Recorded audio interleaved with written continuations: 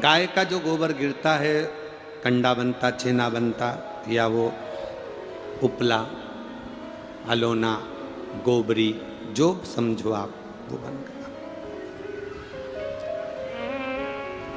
पितरों को घी में गुड़ मिलाकर, शक्कर मिलाकर धूप देते हैं। वो धूप का प्रारंभ कहां से हुआ वो समझना।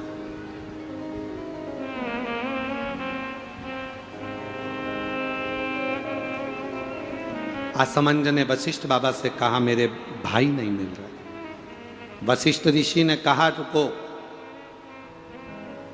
अपने शिष्य से कहा नंदनी गाय का जो गोबर का कंडा बना है, छेना बना है, उसको लेकर अलोना, गोबरी, उसको लाओ। कंडे को लाया गया।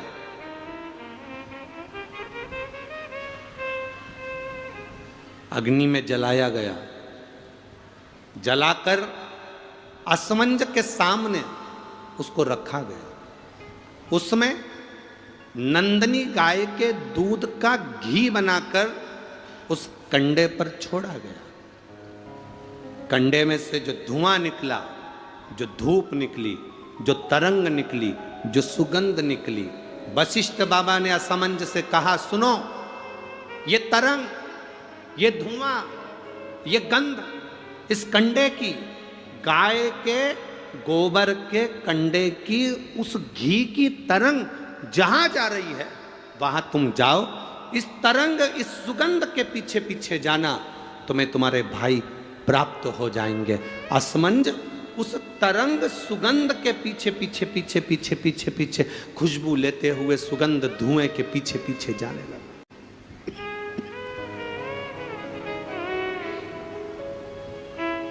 जाते जाते जाते जाते कपिल मुनि के आश्रम में असमंज पहुंच गए। सुगंध, जो कंडे पर धूप दी थी, घी छोड़ा था, नंदनी गाय का जो घृत छोड़ा गया था, उसकी गंध से कपिल मुनि के आश्रम में राजा रुक गए। असमंज उस गंध को वहीं पर जानकर उन्होंने देखा यहां पर जरूर मिलेंगे। तब कपिल मुनि मिले और कपिल मुनि से मालूम पड़ा कि मेरे 60,000 भाइयों ने कपिल मुनि पर घोड़े के चोरी का, अश्व की चोरी का इल्जाम लगाया था। अश्वमेध यज्ञ के अश्व की चोरी का इल्जाम लगाया था, इसलिए ये 60,000 कपिल मुनि के आश्रम में जलकर भस्म हो गए। 60,000 राख के ढेर बन गए। असमंज ने कपिल मुनि के हाथ जोड़ लिए, गुरुवर मैं आपको नमन करता हूँ, मेरे भाइयों से गलती हो गई, आप पर चोरी का इल्जाम लगा दिया। निवेदन केवल इतना है कि अब मेरे भाइयों का कल्याण कैसे होगा। ये मेरे 60,000 जो भाई मरे हैं, इनकी मुक्ति कैसे होगी, इनका मोक्ष कैसे होगा।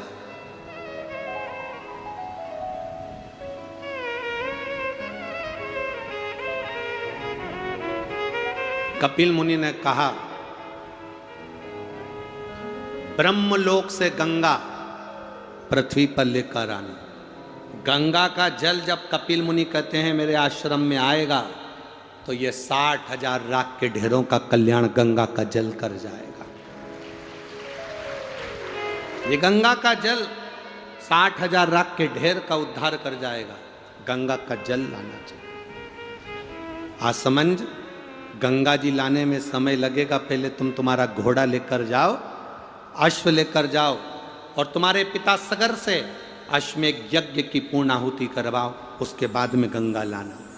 अश्व लेकर असमंज चले, पर असमंज घर नहीं गए, वशिष्ठ बाबा के घर पर पहुंच गए।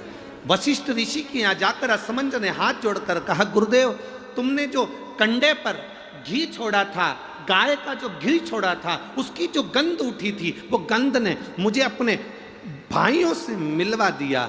आपसे एक निवेदन है गुरुदेव। गुरुजी बोले, वशिष्ठ बाबा बोले बोलो असमंज क्या चाहते हो। असमंज ने कहा गुरुवर, एक आशीर्वाद संसार के लोगों के लिए दे दीजिए कि गाय के गोबर के कंडे पर, गाय के गोबर के छेना पर, अलोनी पर, इस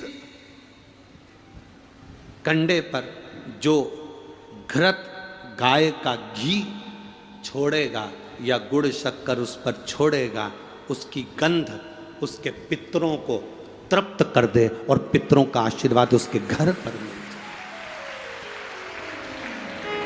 ये मुझे वर दीजिए,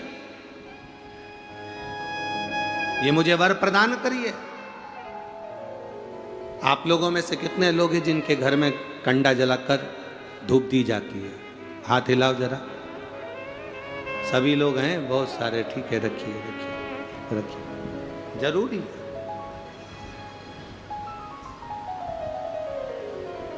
श्राद्ध पक्ष में ये दुनिया के लोग भले हंसे हमारे सनातन धर्म पर,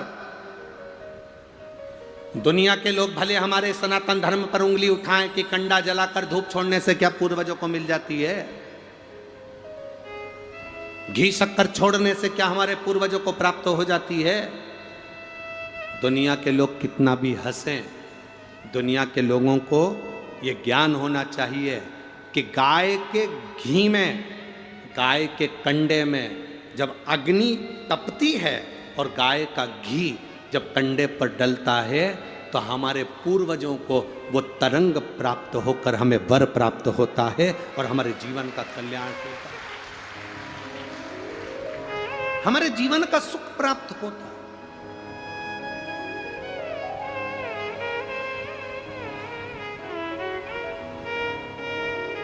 हमारे जीवन का एक आनंद प्राप्त होता है। गोपितर शिव महापुराण की कथा कहती है, फल मिलता है। आप शंकर भगवान को एक लोटा जल चढ़ा रहे हो और मन में सोच कर जल चढ़ा रहे हो, धीरे धीरे हाथ में जल लेकर धीरे धीरे समर्पित कर रहे हो। श्री शिवाय नमस्तुभ्यं, श्री शिवाय नमस्तुभ्यं, श्री शिवाय नमस्तुभ्यं, धीरे धीरे जल चढ़ा रहे हो। कई लोग कहते हैं कि शंकर जी पे चढ़ा हुआ जल क्या महादेव को प्राप्त होता है? क्यों नहीं होता?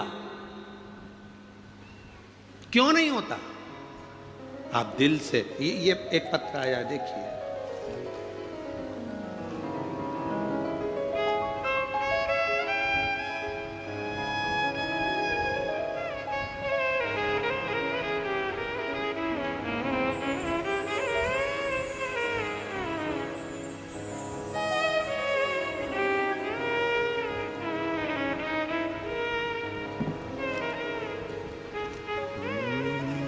शंभो शरण पड़ी मांगो घड़ी रे घड़ी, दुख काटो दया करी दर्शन आपो। शंभो शरण पड़ी मांगो घड़ी रे घड़ी, दुख काटो दया करी दर्शन आपो। शंभो शरण पड़ी मांगो घड़ी रे घड़ी, दुख काटो दया करी दर्शन आपो। मैं मणिंद्र जय साहू, जिला धमतरी का निवासी हूँ। मेरा एक छोटा सा परिवार है, कहीं बैठे हों तो हाथ हिला सकते हैं। मणिंद्र जय साहू, कहीं बैठे हों तो अपना हाथ हिला सकते हैं। जिस जगह भी बैठे हों खड़े होकर अपना हाथ हिला सकते हैं। मणिंद्र जय साहू, धमतरी का निवासी हूँ। मेरा एक छोटा सा परिवार है जिसमें माता पिता, भाई, पत्नी तथा एक 5 वर्षीय पुत्री मोक्षदा साहू है। जुलाई 2023 में मोक्षदा के बाएं पैर में चलने में परेशानी हुई तो डॉक्टर को दिखाया तो मालूम पड़ा कि उसकी हड्डी कमर की जन्म से विकृत है। जब उसकी कमर की हड्डी जन्म से ही बेकार है तो दिनों दिन उसका पैर काम करना बंद कर दिया। उसका पैर छोटा होता जाएगा, ये डॉक्टर ने बोला, और उसका पैर धीरे धीरे धीरे धीरे काम करना बंद करा, पैर छोटा होता चला गया, शरीर एक तरफ झुकने लगा। अब जब शरीर एक तरफ झुकने लगा, सारे डॉक्टरों को दिखाया, सर्जरी की बात आई, जटिल और बहुत दर्द भरा उसका जीवन होने लगा। अचानक करें तो करें क्या, रायपुर के एम्स में दिखाया, छत्तीसगढ़ का सबसे बड़ा हॉस्पिटल है, वहाँ डॉक्टरों ने 6 महीने तक इलाज करा और आखिरी में कहा कि इसको तो कुछ कह नहीं सकते, इसका पाँव छोटा होते चले जाएगा और इसके बचपन से इसको प्रॉब्लम। तब हमारा पूरा परिवार आपके मुखारविंद से शिव महापुराण की कथा आपके बताए अनुसार श्रवण करते हैं। एक लोटा जल सारी समस्या का हल आप बताते हैं गुरुदेव। जब सारे डॉक्टरों ने हाथ ऊंचे कर दिए, तब शिवजी पे एक लोटा जल चढ़ाना प्रारंभ करा। आपने कहा था कि बेलपत्र अशोक सुंदरी वाली जगह पर चढ़ा के एक दुर्वा चढ़ाकर खिलाने का बोला था। हमने वो बेटी को देना प्रारंभ करा। बाबा की कृपा का हम क्या वर्णन करें गुरुदेव, बाबा ने सब कृपा करी। बेटी की सर्जरी होना थी, लाखों का खर्चा था, पर बाबा की कृपा से बेटी आज स्वस्थ भी हो गई और सब काम बाबा ने अच्छे से कर दिया। हम बाबा को यहाँ नमन करने के लिए, हम प्रणाम करने के लिए। तेरी कृपा बिना न हिले एक भी अणु, लेते हैं श्वास तेरी कृपा से तनु तनु। बखान क्या करूं मैं राखों के ढेर का, चपटी भभूत में खजाना कुबेर।